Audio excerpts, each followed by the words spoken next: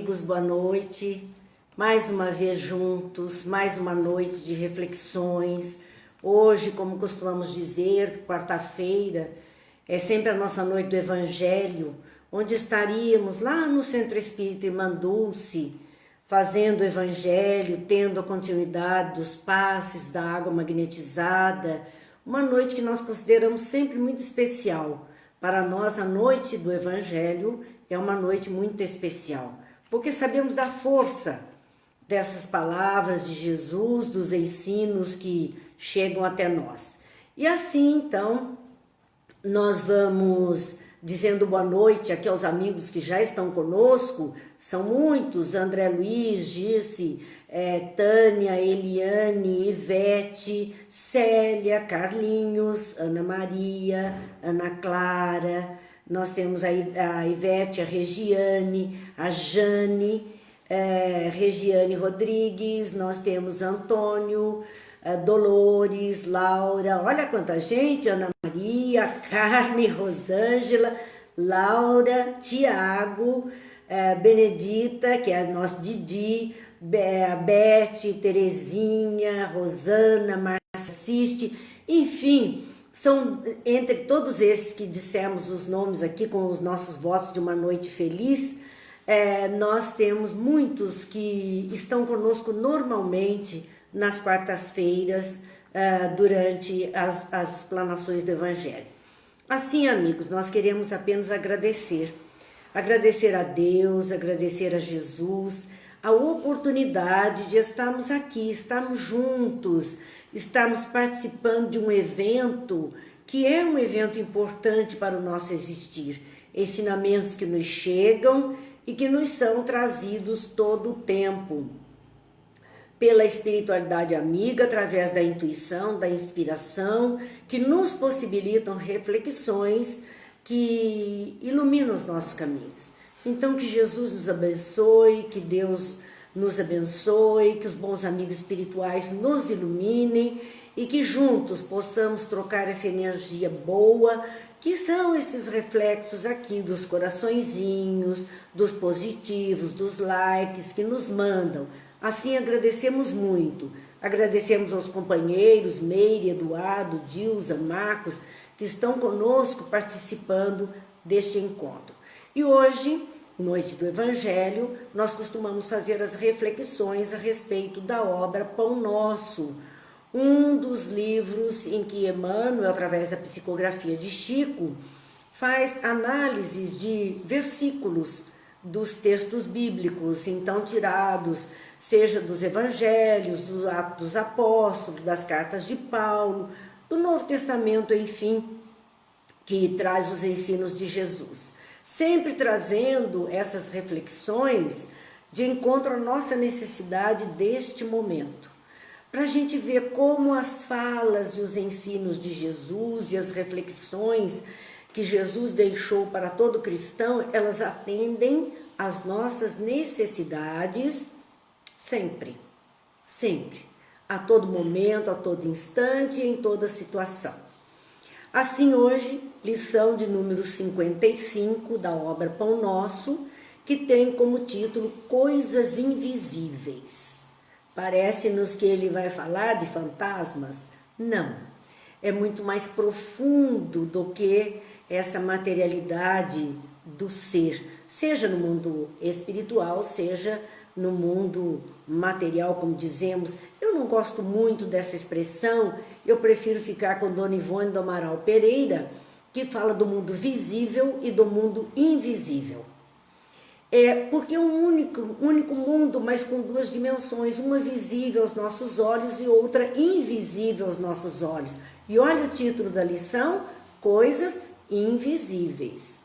Existem coisas que nossos olhos às vezes não percebem, não se atentam, e é este o chamado da lição desta noite. A fala de Emmanuel está calcada num versículo da carta aos Romanos, carta de Paulo aos Romanos, no primeiro capítulo, versículo 20. E como gostamos de fazer sempre, né? É informação para que a gente se situe. Eu preciso muito me situar no tempo e no espaço para me sentir à vontade e tentar entender os ensinos que nos chegam. A carta aos Romanos é a primeira carta escrita por Paulo e disse, segundo os estudiosos, de que é também a mais longa. Então ela foi escrita por Paulo antes das suas trazidas aos nossos dias, como se somente a ideia de crer e ter fé nos garantisse salvação, nos colocasse sob proteção, nos colocasse numa condição melhor de vida e até o pós-vida terrena. Acredito que a chave desta fala de Paulo não é fé no sentido de fé religiosa, mas é fé como sentido de fidelidade, que fé vem de fidelis, fidelidade, aos ensinos de Jesus. Aí sim, aí nós vamos ter uma razão de estarmos merecedores de um bom lugar, como muitas vezes a gente ouve dizer, merecedores de alguma coisa melhor. E é, portanto, nesse sentido que, creio eu, Paulo tenha falado, no sentido de salvação pela fé, como fé nos ensinos de Jesus e fidelidade a esses ensinos, para estarmos bem.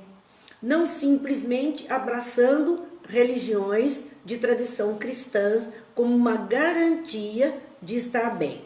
Mas é disso que Paulo, então, vai tratar nesta carta. Então, nosso boa noite aqui a Beth, ao Geraldo, a Tânia, a Luísa, ao Sivaldo. Nosso boa noite aos amigos que aqui estão. Continuando a falar dessa carta aos Romanos, ela foi escrita em Corinto, na Grécia. Então, Paulo não tinha ido ainda à Europa, não tinha ido ainda a Roma, por volta do ano 55, 56 depois de Cristo.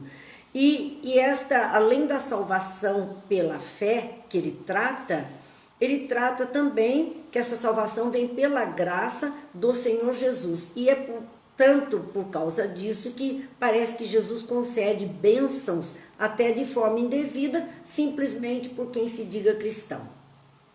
As graças de Jesus, a graça de Jesus, a bênção de Jesus é uma bênção de ação, de movimento, de realização. Jesus abençoa o trabalho, a atividade das criaturas, no caso, no caminho do bem, é o que se espera mesmo de todo cristão. E então, até nesse capítulo 1, que é o que nós estamos hoje para ver, até o versículo 5, Paulo se apresenta aos romanos. Vamos ver que romanos? Aqueles que inicialmente passaram pela mensagem do evangelho que algumas pessoas, alguns discípulos, alguns apóstolos já estavam levando até lá. Então não era todo romano, mas os romanos, entre aspas, convertido ou convergido para o ensino de Jesus. Então ele escreve nesse primeiro capítulo, ele se apresenta até o versículo 5, ele se apresenta como, não como doutor da lei, não como Saulo de Tarso, uma criatura de conhecimento, de importância, e nem como cidadão romano que ele era, também ele tinha dupla cidadania, ele fora criado com possibilidades disso. Mas não era disso, ele se apresenta como um chamado para o apostolado do Evangelho. Então ele se apresenta como um apóstolo. Ele não participou do grupo de 12 apóstolos do Cristo que nós conhecemos. Mas Paulo, ele se apresenta como apóstolo, tendo recebido um chamado. O chamado nós sabemos, lá na porta de Damasco, quando ele vê uma luz, ele fica cego, ele cai e ouve aquela voz que o chama para o trabalho, para a atualidade, da mensagem do Cristo naquela ocasião. Então ele atende e se apresenta como uma criatura que foi chamada para o apostolado do Evangelho. Apostolado do Evangelho. O Evangelho é a boa nova. A boa nova que Jesus trazia era o reino de Deus ao alcance de todas as criaturas. Então o chamado dele é para trabalhar nesta divulgação do reino de Deus para todas as criaturas. Dizia ele ainda, se apresentava, que ele foi chamado ao apostolado do Evangelho para obediência da fé entre todas as gentes pelo seu nome. Obediência da fé, obediência daquilo que se estava crendo como o melhor, daquilo que se pretendia uma fidelidade aos ensinos de Jesus, ao comportamento do cristão. E ele diz a todas as gentes. Por isso que ele é chamado o apóstolo dos gentios, é o apóstolo de todas as gentes, porque os outros, na sua maioria, permaneceram só entre o povo judeu, só entre judeus, e quando muito hebreus, que eram judeus fora da região. Já Pedro e Paulo, eles saem além. Pedro ainda se mantém mais dentro do núcleo judaico, mas Paulo não. Ele leva a mensagem, falava idiomas, tinha passagem livre para muitos locais, muitos povos o conheciam, e então ele leva a mensagem a todas as gentes. O que bastava para que ele levasse a mensagem era que as pessoas demonstrassem algum interesse em conhecer os ensinos de Jesus. Só isso era suficiente para que Paulo também se interessasse em divulgar àquelas pessoas esses ensinos. Assim, meus amigos, ele se apresenta nessa condição, daquele que foi chamado para essa tarefa. E nesses 5 primeiros versículos do capítulo 1 da carta aos Romanos, ele diz: vós também sois chamados para serdes de Jesus Cristo. Vós também sois chamados para participar da vontade de Jesus, do trabalho na obra do Cristo, da divulgação do reino dos céus. Era um convite explícito a todas as criaturas, bastava desejar.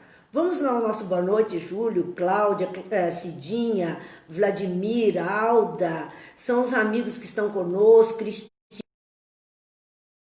muitos amigos nesse instante, Lourdes, Edith, obrigada, porque só tem sentido, né, nos reunirmos para refletir sobre as coisas de Jesus quando estamos entre amigos dispostos. É isso que Paulo diz: vós também sois chamados para serdes de Jesus, para estar envolvido com a mensagem do Cristo. Então não havia exclusão de raça, de credo, de poder social, porque ele está disposto a falar a todas as gentes, a todas as pessoas, desde que assim o desejassem. Por isso ele diz a eles: eu fui chamado e assumi. Vocês também estão sendo convidados, chamados para ser de Jesus Cristo. Ser de Jesus vai aquela ressalva mesmo de Jesus. Não basta vestir a libré do Senhor ou dizer Senhor, Senhor para entrar no reino dos céus. É preciso fazer a vontade do Senhor. Jesus nos alertou. Então, ser de Jesus não é dizer eu sou cristão, eu sou dessa igreja ou daquela igreja, dessa comunidade ou daquela comunidade.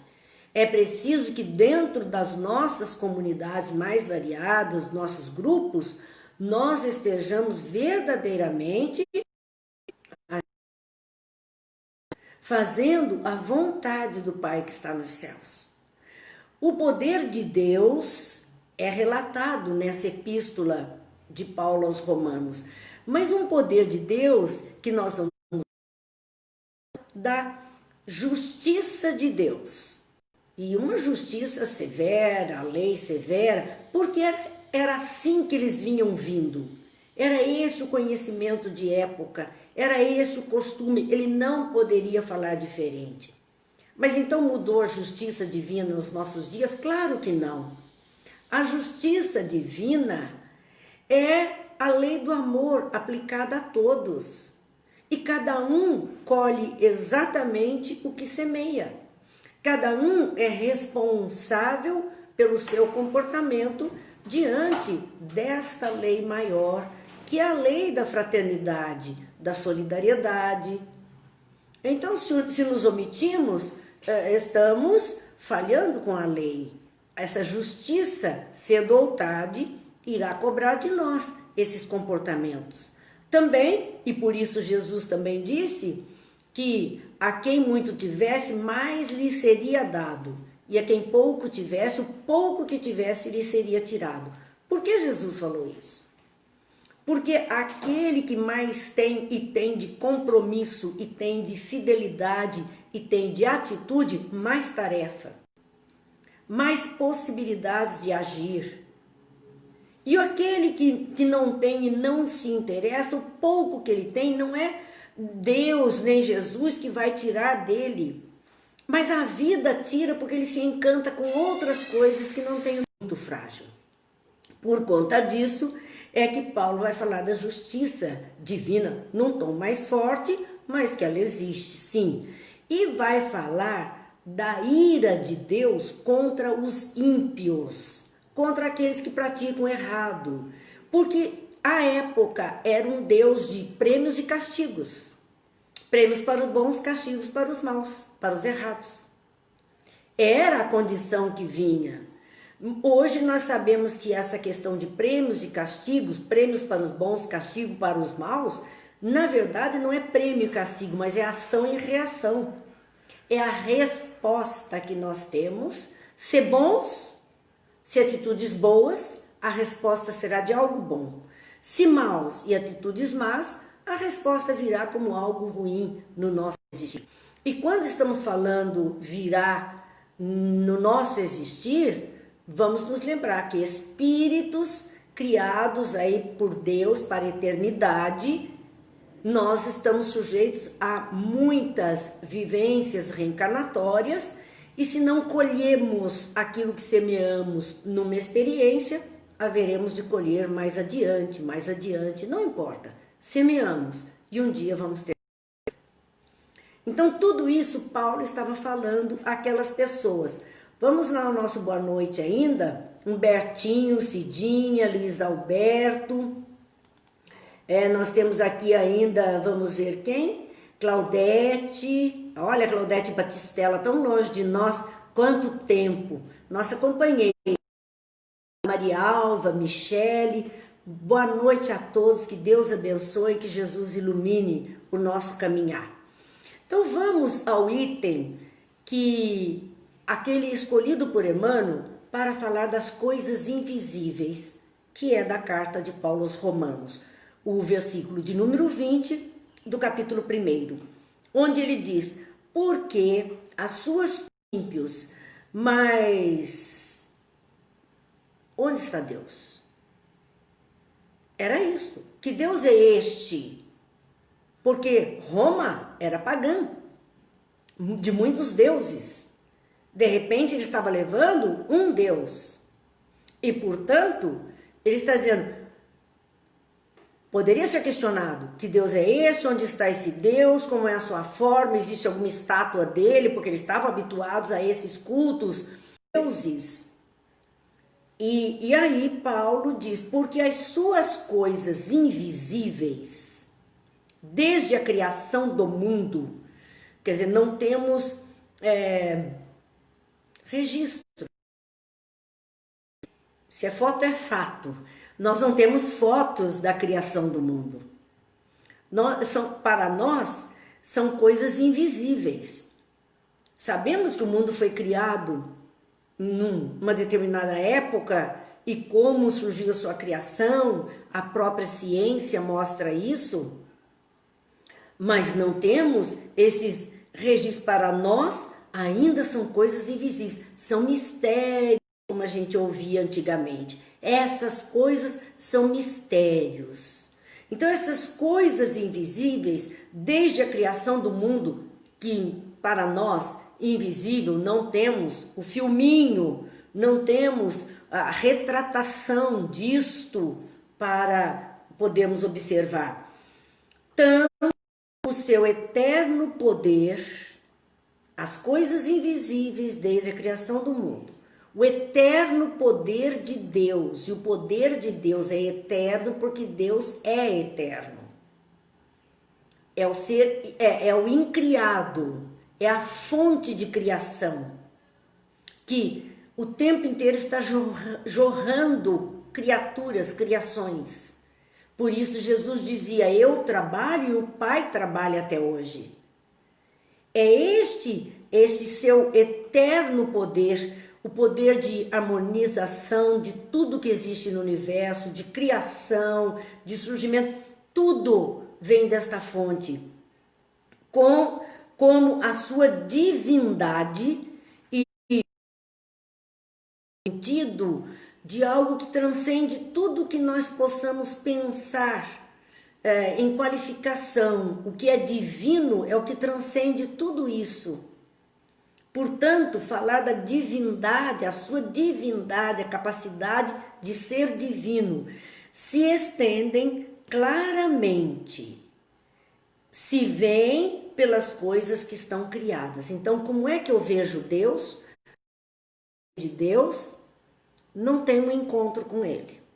Não tenho acesso, não tenho WhatsApp, no sentido de poder ver a foto. Não tenho isso. Como é que eu sei de Deus? Olhando a sua obra. Poxa, mas o que é a sua obra? Tudo que o homem não for capaz de fazer, que não é resultado do trabalho humano, é do Deus. Nós podemos interferir na criação divina, por exemplo, em botânica. Espontaneamente, muitos exemplares, muitas espécies vegetais surgiram no planeta. Essa é a parte da criação divina. Geração espontânea, nós estamos falando, surgiu, vem de Deus, da programação divina, da organização divina, como queiram chamar, mas é obra de Deus. A partir do Cristo, é que eu posso surgir com outras criações secundárias. Eu uso daquilo que existe. Então, quando se diz nada se cria, né? Tudo se transforma, tudo se copia, tudo se transforma em a natureza. Porque nós não temos a condição de criar. Ele é o criador único. Nós podemos organizar, estruturar, surgir com novidades a partir da matéria básica, daquilo que já existe. Por conta disso é que nós então vemos Deus naquilo que não fomos nós, seres humanos, que criamos. Vamos ao boa noite ainda. Nós vimos aqui o Márcio participando conosco, o Silvio. Boa noite a todos. É uma alegria estarmos juntos mesmo. Então nós vemos Deus, e é aquela pequena história que tem no livro Pai Nosso, de Meimei, um livro para evangelização infantil. Historinhas, mas é uma história muito interessante, porque conta que um caravaneiro no deserto seguia quando ele, parando a caravana à noite, aqueles homens que eram os trabalhadores se acomodando junto dos animais, das suas tendas, um deles se afastou um pouquinho e se colocou de joelhos no deserto, olhando para cima, e atitude de respeito. Então, aquele dono da caravana, que era tão materialista, apenas interessado no dinheiro, ele vai e pergunta àquele homem o que é que ele estava fazendo. E ele disse assim, aquele homem, eu estou conversando com Deus, eu estou orando. Mas você acredita em Deus? Como? Não, eu não acredito, eu sei de Deus. Eu sei da presença de Deus. E aquele homem então diz, mas como você sabe? E ele convida o homem, olha então para cima. O céu no deserto, sem a luz artificial, estava coalhado de estrelas. Uma mais linda que a outra, as constelações visíveis numa noite limpíssima. E aquele homem olha e o jovem então diz, e nós, quando ele dissemos, e aquele dono da caravana, então observando a atitude, refletindo sobre aquele ensino, ele segue ajudando, fazendo o melhor e a partir dali também voltando seus olhos para o alto, na busca de ver os sinais de Deus na vida da humanidade. É assim, os sinais estão por toda parte. Beleza de uma flor, não olhamos a perfeição.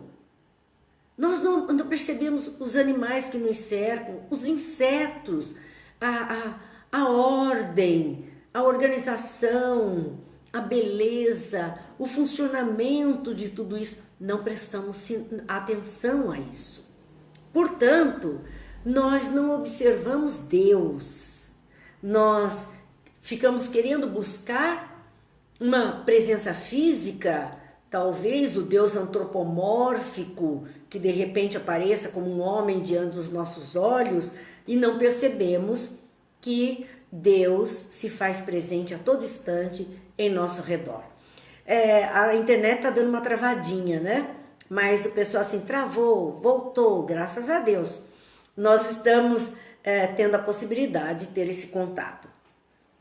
Então a criação universal, relata Emmanuel, é mais forte de todas as manifestações contra o materialismo negativista. Aquelas pessoas que negam Deus, que tudo é matéria, tudo é material. Espera! A matéria é condensação de energia. A matéria é essa energia que se coagulou diante dos nossos olhos, transforma-se em luz, transforma-se em matéria e vai fazendo os seus derivados. Mas e a ordem? Se olharmos só o nosso sistema solar, a perfeição da ordem das órbitas dos planetas, do distanciamento do Sol para não nos queimar ou não nos congelar, para dar condição de habitabilidade no nosso planeta. Essa ordem perfeita em tudo, na criação desse universo. Então, nós vemos ali que Emmanuel dizendo que a mais forte de todas as manifestações contra o materialismo negativista e comprovação da existência de Deus é a própria criação do universo.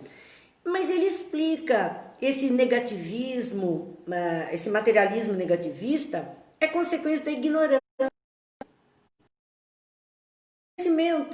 ou da insensatez, criatura leviana que não pensa, não para, só fala, só age dessa forma. Porque eu me lembro bem, numa vez que uma cientista brasileira que trabalhava na NASA, ela foi ao programa do Jô Soares, um programa que ele fazia entrevistas à noite, e Jô perguntou de Deus para ela, porque ela era uma cientista, ela pesquisava o universo,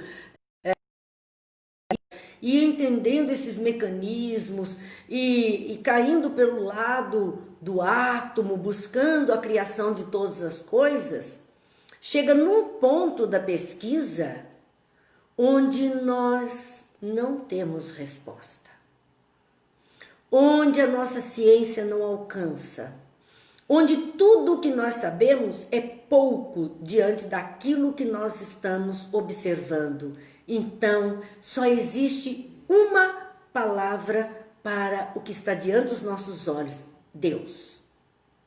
Os cientistas de verdade, disse ela, são todos crédulos e cientes de Deus, porque eles sabem a própria limitação. Eles sabem o que extrapolou o conhecimento e a possibilidade humana. E então denominam Deus, aquilo que a ciência não alcança. É isto que Emmanuel está dizendo, que a criação do universo é a mais forte registro da presença de Deus contra esse materialismo negativista que é ocasionado pela ignorância, o desconhecimento, a falta de estudo, a falta de buscar o entendimento, as ciências, a ignorância ou a insensatez. A criatura é leviana no pensar e assim ela continua, de alguma forma, esse seu existir. Diz mais Emmanuel sobre as coisas criadas. Diz ele, falam mais justamente da natureza invisível. As coisas da criação que estão no mundo. Tudo que existe, que não foi criado por nós, estão falando dessa natureza invisível que se apresenta diante dos homens, né? Que não há, mas para a gente raciocinar, que não há uma atividade sem uma base. Para haver qualquer atividade tem que haver um ponto de partida. De um ponto eu parti em atividade. Na física nós teríamos lá o ponto de partida de inércia e depois a movimentação. Para haver uma movimentação tem que haver uma força impulsionando o movimento, é o ponto de partida. Tem que haver uma força de explosão e depois aquilo entra na movimentação. Nós vimos tristemente um exemplo assim aos nossos olhos e desde ontem mostrando Beirute. Houve um ponto de partida, uma explosão muito grande. Mas as filmagens feitas por pessoas mostraram algo diferente. Mostraram que daquela explosão surgiu uma onda de energia. Houve o ponto de partida que foi a explosão e nós vimos na filmagem a onda. E depois a fumaça preta, mas aquela onda que veio como uma tsunami em cima das criaturas, quebrando todos os vidros, virando todas as coisas, parecia um fim do mundo de um filme de ficção. Então nós vimos uma atividade que teve como base aquela explosão e que atingiu um raio de mais de 10 quilômetros de destruição. E ainda sendo sentida a 40 quilômetros de distância. 300 mil casas destruídas pela onda. Uma energia que foi deslocada. Invisível. Porque a explosão estava lá adiante, a fumaça estava lá adiante. Mas esta onda que veio, jogou tudo. Quebrou tudo. Então vejam como isto que está sendo Emmanuel mostrando aqui, nós tivemos ontem e hoje, as cenas estão aí para nós vermos quando ele fala de que não há atividade sem uma base, não há um efeito sem uma causa, não há um movimento sem uma força. Mesmo na criação, nada surge sem ter um ponto de partida, e o ponto de partida para o não criado por nós é Deus. Então é disto que ele está comentando e que nós estamos vendo diante dos nossos olhos, filmado. Gente, era uma coisa tão absurda que parecia uma explosão atômica, mas não fez o cogumelo, aquela onda parecia uma enorme tsunami de energia vibratória, destruindo tudo. Destruindo tudo. Quer dizer, há uma causa, houve uma causa para aquele efeito terrível. E assim, tudo tem uma causa para observarmos o efeito. Nós vemos o efeito, mas não percebemos a causa. Porque se ninguém tivesse filmado aquele instante, nós teríamos uma informação assim: houve uma grande explosão lá no porto. E a cidade foi destruída pelo estrondo. Era em tempos antigos. Nós vimos que não foi o estrondo, nós vimos que foi a energia deslocada. E não esqueçamos que a energia é matéria. Houve matéria deslocada. E é por isso que nós vimos esses resultados tristes, difíceis, mas houve a causa. Então, aquilo que o homem não é causa, a causa é Deus. Não tem outra palavra. O homem, continuando, eu diz assim, toda forma inteligente nasceu de uma disposição. Então, todo ser inteligente nasceu de uma inteligência primeira. Primeira questão do Livro dos Espíritos, que é Deus. Inteligência primeira, inteligência primária. Causa, inteligência suprema, causa primária de todas as coisas. É a primeira questão do Livro dos Espíritos.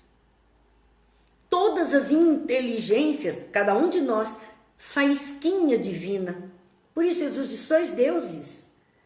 Porque temos esse resquício mínimo, faísca da inteligência divina. Cada um de nós é uma centelha. Por isso fala assim, mônada celeste, centelha divina. O Espírito é isso. É uma pequenina emanação da centelha divina, da inteligência suprema. Por isso ficamos com essa condição. Então, diz Emmanuel, o homem conhece apenas as causas de suas realizações transitórias. Nós conhecemos só o que vemos, só o que conseguimos perceber, só o que conseguimos detectar. Na paisagem exterior que nos envolve, diz Emmanuel, que lhe afeta o sensório.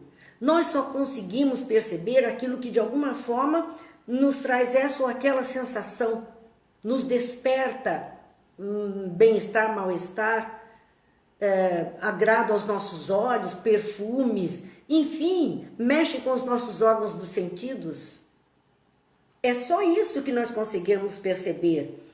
É a paisagem exterior que afeta o nosso sensório. Parte do acervo da criação de criações divinas que lhe sustentam o habitat. É isso que nós percebemos. Então nós percebemos montanhas, rios, o ar, as aves, as flores, mas isso tudo é parte da criação divina que sustentam o nosso habitat. A nossa terra, o nosso planeta. O que não quer dizer que será assim em todo habitat deste universo absurdo, deste universo imenso, incomensurável, ou dos múltiplos universos existentes. Não sabemos o que tanto existirá por lá. E diz assim, condicionado às suas possibilidades de aproveitamento. Isso aqui eu achei muito lindo, Emmanuel citar. Tudo que está, então, no nosso habitat, que faz parte do nosso habitat, que sustenta o nosso habitat, então o nosso bioma, biosfera, chamem do jeito que quiserem chamar, tudo isso que compõe, né, o nosso ecossistema, tudo isso que compõe essas coisas, eles estão ali, não é por acaso, nem para enfeitar de alguma forma, mas estão condicionados às possibilidades de aproveitamento. É para que nós usemos a inteligência, observando todas essas coisas que estão disponibilizadas por Deus em derredor do nosso existir terreno, porque elas estão ali para nos ajudar, para que a gente descubra como aproveitar melhor. E aproveitar não é esbanjar, é usar na medida do necessário para a nossa sobrevivência, para o nosso bem-estar terreno. É saber usar, estar ali, é ter olhos de ver e perceber como podemos utilizar isso que Deus está nos concedendo para o bem-estar de todos. Seu José Carlos, boa noite. As ciências exatas, nós gostamos verdadeiramente, não é? Eduardo, a Carminha também está por perto, graças a Deus. Mas, gente, percebam que maravilha! A nossa responsabilidade com tudo que nos cerca, que é obra divina, tudo que faz parte dessa natureza, é muito grande, porque está aí para nos dar possibilidades de aproveitamento. Nós temos que entender isso e cuidar. Não é para extrapolar, é aproveitar para o bem-estar e a sobrevivência. Então, temos uma responsabilidade enorme sobre o nosso planeta, sobre a nossa vida na Terra. Porque as coisas que Deus nos disponibilizou estão em confiabilidade em nossas mãos. Nós somos os cooperadores do Criador. Nós somos os zeladores da obra divina. E não os esbanjadores, os destruidores. Isso só nas cabeças ignorantes. Aquelas levianas, aquelas sem conhecimento, porque quem tiver um mínimo de conhecimento e um mínimo de sensatez, não vai fazer isso. Vão fazer estes irresponsáveis que vão responder por isso mais cedo ou mais tarde. Por isso Paulo falava da justiça divina, da ira de Deus. E é tão interessante que o ser humano, nas muitas reencarnações, né, devemos ter aprendido isso no passado, até esse passado de 2000 anos atrás, que muitas vezes algo catastrófico acontece na face do planeta, uma das falas que nós ouvimos é assim, é um castigo de Deus, porque aquele povo estava fazendo alguma coisa errada há muito tempo. Nós vemos os olhares ainda envolvidos nesse pensar das religiões seculares, entender que é um castigo de Deus. Mas não é o castigo de Deus, é a justiça de Deus. Nós transgredimos e teremos que retificar. Teremos que rearranjar aquilo que de alguma forma transgredimos. Consequências nossa, da nossa imprevidência, do nosso descaso, dos cuidos. É isto que traz tantas dores para o ser humano. Emmanuel faz uma reflexão, uma frase dizendo: o olho humano não verá além do limite da sua capacidade de suportação. Interessante a palavra suportação. É interessante porque às vezes nós já lemos irmã Rosália no Evangelho segundo o Espiritismo dizendo espírita, deveríamos aprender a suportarmos. E muitas pessoas tomam esta fala num sentido primeiro de que o olho humano não verá além do limite da sua capacidade de suportação, é daquela capacidade que ele tem de dar condição. Então hoje nós podemos olhar alguma coisa e resolvermos esta coisa de uma forma, porque é como conseguimos ver. Como conseguimos ver? Daqui mais um tempo, mais maduros, mais conhecedores, mais aplicados, nós vamos ver outra forma de utilização. O que é que mudou? Aquilo que em princípio nós tínhamos? Vamos pensar assim na energia tirada da água. De início, nós tínhamos as rodas d'água. Depois passamos para um motorzinho que acabou gerando energia. Depois passamos para as grandes hidroelétricas, gerando a energia tirada da água para nós. Mas o que mudou? A água? Não. A corredeira de água, os rios, continuam os mesmos.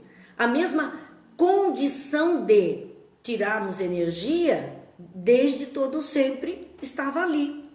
Nós não sabíamos como. O nosso olhar tinha suporte, tinha conhecimento, tinha capacidade de visualizar apenas aquela forma, a roda d'água. Depois o motorzinho gerador e depois as grandes hidrelétricas. A água continuou a mesma, a energia conduzida por ela, apenas mudou a nossa condição de conhecimento e damos então estruturas novas àquilo que já existia. E assim por diante. Então o nosso olho, ele vai mudando, na verdade é o nosso olhar para as coisas, elas vão mudando, o nosso olhar vai mudando e só vemos o que está mesmo no limite da nossa capacidade de entendimento, de suportação. Então cada um de nós tem um olhar para o mesmo cenário. Vamos ver, voltando à historinha do caravaneiro de camelos lá no deserto. Aquele empregado tinha um olhar para as estrelas e a suportação que ele dava era o seu conhecimento da fé. Então ele via estrelas como grandezas de Deus. Aquele dono da caravana, para as mesmas estrelas, para o mesma apresentação, o seu olhar não via nada da grandeza de Deus. Ele via estrelas, pontos luminosos no espaço, nem tinha cogitado do que seriam. Percebam que as estrelas eram as mesmas, o momento era o mesmo. O que é que divergia? Apenas a capacidade de olhar para aquelas coisas. É disso que Emmanuel está dizendo. A nossa capacidade de olhar para as coisas. A criatura conviverá com os seus de que necessita, com seres de que necessita no trabalho de elevação. Agora, Emmanuel pegou pesado com a gente. Porque está dizendo que nós vamos conviver com os seres, animais, vegetais, seres humanos, de que necessitamos no trabalho da nossa elevação. Ninguém está em endereço errado. Todos nós chegamos pelas vias reencarnatórias no endereço certo.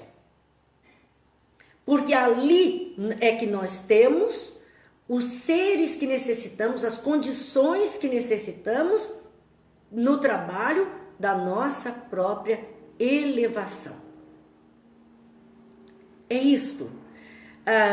Eu vi um testemunho de um brasileiro libanês, eu acredito que ele era descendente de libaneses, que ele esteve há 20 dias atrás em Beirute e estava aqui na sua casa no Brasil.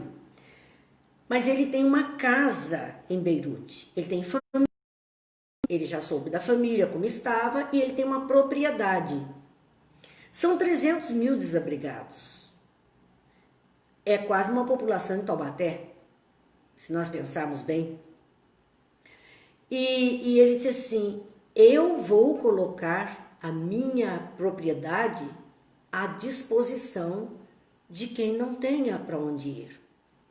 Ele estava fazendo isto, convivendo com seres, com situação, onde permitia essa elevação espiritual deste homem, a ponto de ceder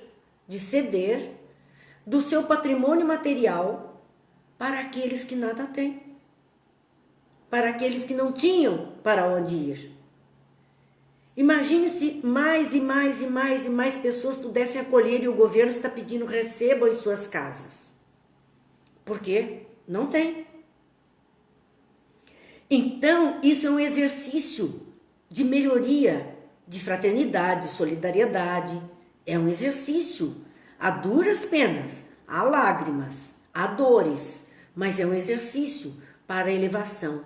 Será que nós precisaríamos desses momentos tão difíceis para agirmos melhor para com os outros, para podermos ter um olhar em direção daquele que tem menos, que nós pudéssemos ceder algo de nós mesmos, algo de bom que nossas mãos possam produzir, que nossos cofres possam dar condição, enfim, cada um pode observar isso e entendendo que nós vamos conviver, que aquilo que nos chega é algo a solicitar atitudes nossas que possam melhorar a nossa condição, o nosso jeito de ser.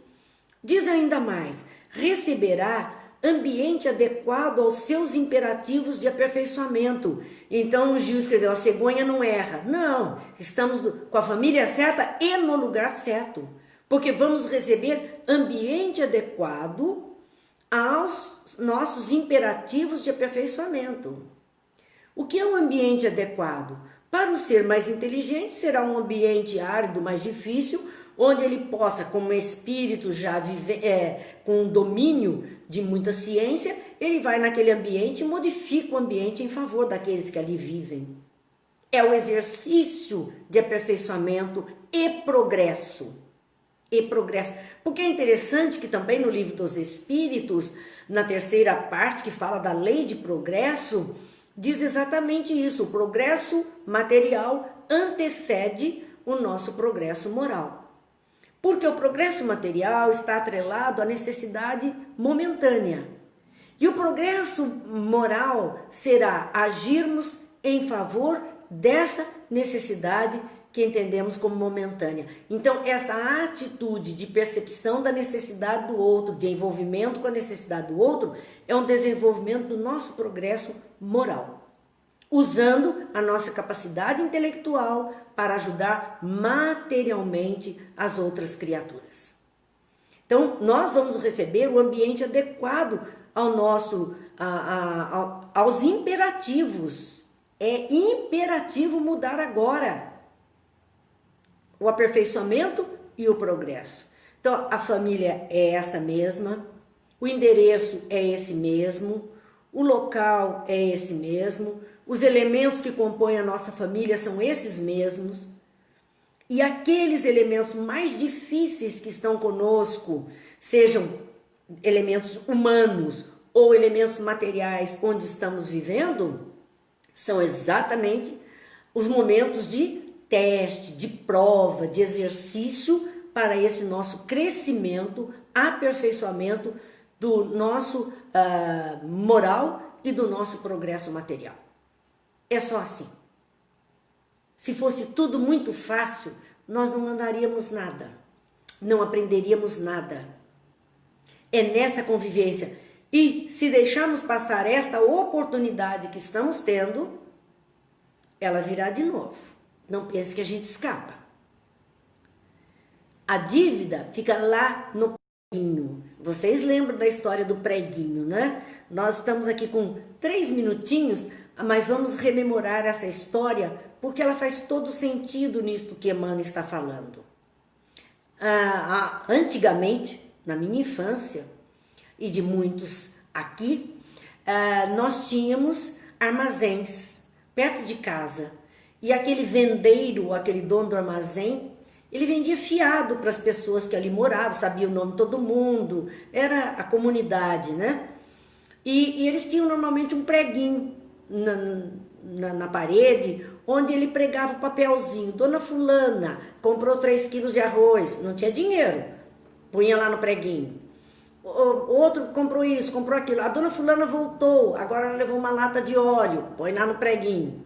Quando a dona fulana tinha dinheiro, ia lá e disse, olha, o senhor pode tirar aí todos os meus papeizinhos e somar para mim? Isso antes das cadernetinhas.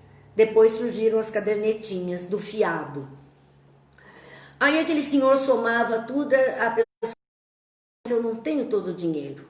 Então eu vou quitar uma parte e o senhor, por favor, pendura aí. Por isso que surgiu a palavra pendura nesse sentido, né? Pendura a minha conta aí e juntava com o próximo que viesse.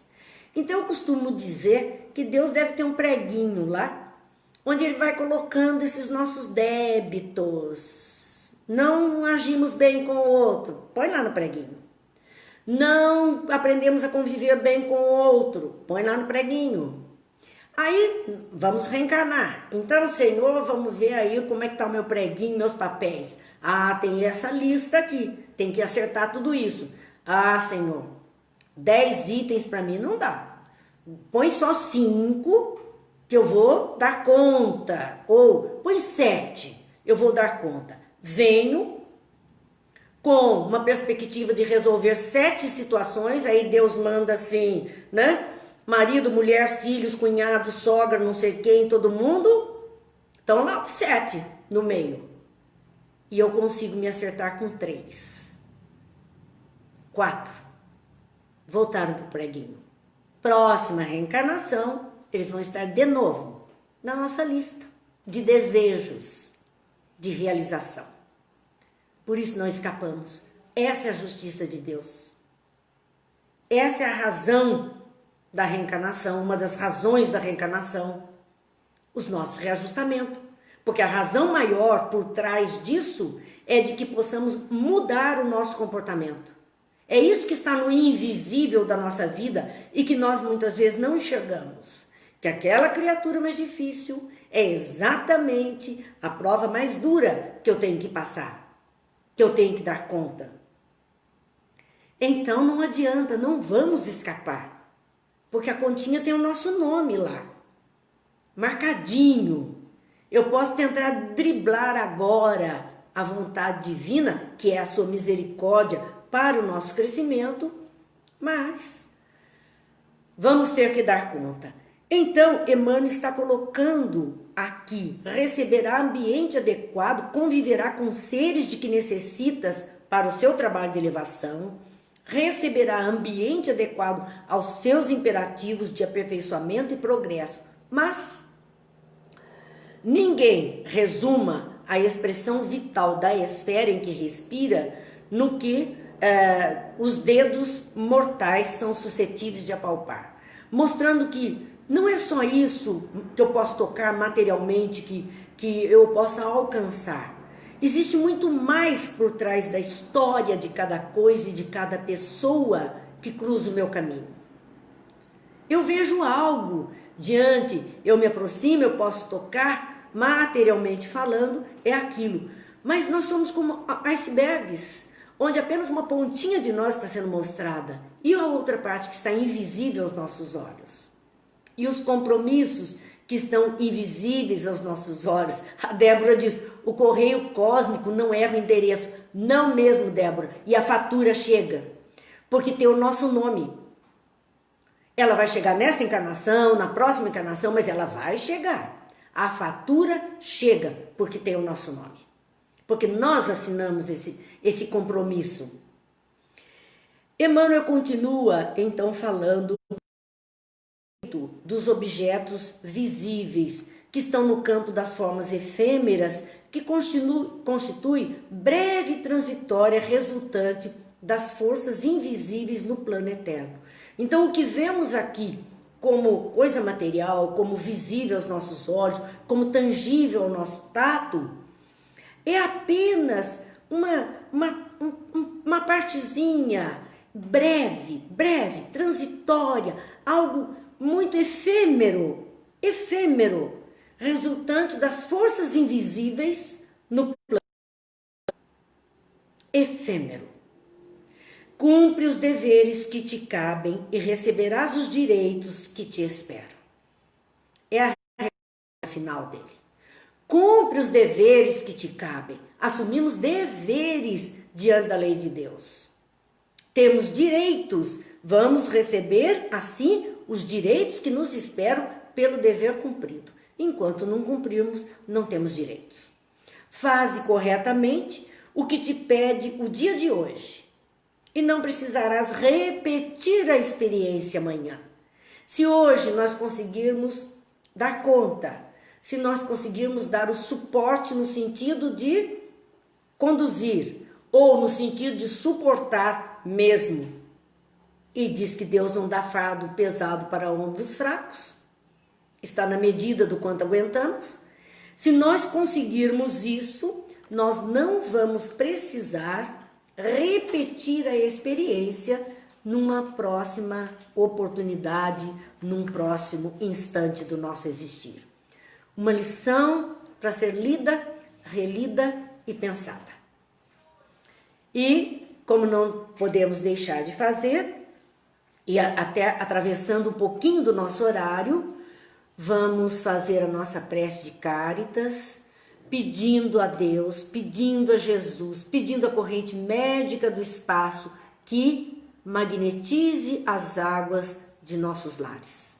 As águas que estamos disponibilizando com a energia que necessitamos, com o medicamento que necessitamos, que as águas no mundo possam ter uma qualidade de melhoria, fortalecimento das criaturas que puderem dela ingerir. Que o mundo espiritual amigo nos socorra nas nossas necessidades. E vamos então à prece de Cáritas. Deus, nosso Pai, que sois todo poder e bondade, dai força àqueles que passam pela provação, dai luz àquele que procura a verdade. Ponde no coração do homem a compaixão e a caridade. Deus, dai ao viajante a estrela guia, ao aflito a consolação, ao doente o repouso. Pai, dai ao culpado o arrependimento, ao espírito a verdade, à criança o guia, ao órfão o pai. Senhor, que vossa bondade se estenda sobre tudo o que criastes. Piedade, Senhor, para aqueles que não vos conhecem, e esperança para aqueles que sofrem. Que a vossa bondade permita aos espíritos consoladores derramarem por toda a parte a paz, a esperança e a fé. Deus, um raio, uma faísca do vosso amor pode abrasar a terra. Deixa-nos beber nas fontes da tua bondade fecunda e infinita, e todas as lágrimas secarão, todas as dores acalmar-se-ão. Um só coração, um só pensamento subirá até vós, como um grito de reconhecimento e de amor. Como Moisés sobre a montanha, nós vos esperamos com os braços abertos. Ó poder, ó bondade, ó beleza, ó perfeição. E queremos de alguma sorte merecer a vossa misericórdia. Deus, dai-nos a força de ajudar o progresso a fim de subirmos até vós. Dai-nos a caridade pura, dai-nos a fé e a razão. Dai-nos a simplicidade que fará de nossas almas o espelho onde se refletirá a vossa divina imagem. Que Deus nos abençoe, que Jesus nos ilumine, que os bons amigos espirituais possam acolher todos aqueles que estão em processo de desencarnação neste instante, conduzindo-os para os locais de socorro e refrigério de suas dores, fortalecendo aqueles que estão hospitalizados, que estão padecendo dificuldades, que eles possam ser amparados por mãos amigas, encarnadas e desencarnadas, para a sua melhoria, para o seu sustento, para a sua alegria. Que Jesus esteja conosco e amanhã, se Deus quiser, às 20 horas, estaremos novamente aqui com as palavras de Jesus na obra Boa Nova.